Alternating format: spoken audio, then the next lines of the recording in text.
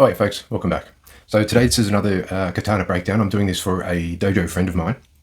So this won't be a review per se, but I thought I'd tell you a bit about the product. It was purchased here in Australia through SMAI.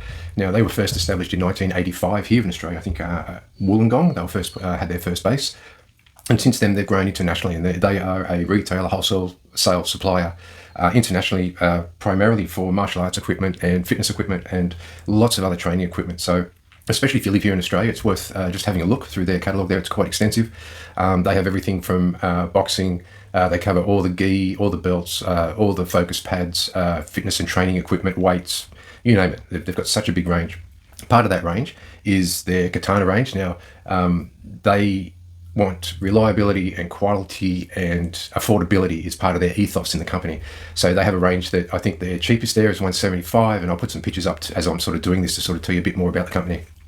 Up into I think up into the $700-800 mark. They have daishios or sets, they have tantos, they have bokkens, all sorts of stuff, guys. Go have a look at them, especially if you want to buy it domestically here. It's much quicker to get it.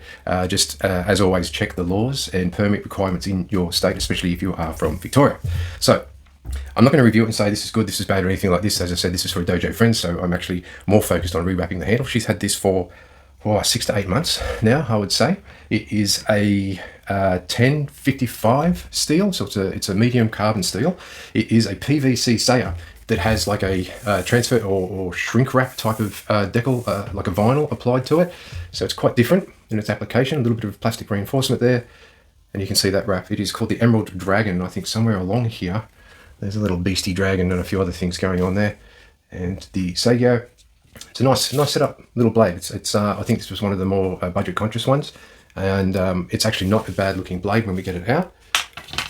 Has an etched hamon line. Not a bad point of balance. I think I gave it a quick measure and it was around about the 14.5, so it's sitting a little bit out there, but it doesn't feel too heavy. A nice thick mune across the back here. It does have a bow high, but it's quite a shallow bow high, if I can catch that there for you. And that's the blade itself, if we can get a good profile on it. And not a bad looking blade. 1050 or 1055. They had two different descriptions there on their website, so I can't be 100% sure, I'm sorry. But nice and straight. Good weight distribution. It is rated for medium to light cutting targets, and they do come quite sharp. It's a plain style hibaki on it and seppa. As I said, it's not high end, but if you're looking to get into the game and something to practice with in your dojo, again, check your skills requirements, or even in the backyard and you're starting out, I think this is a quality blade to get you started there, guys. But as with most mass productions, I'm hoping I can lean across and get a bit of a look there for you.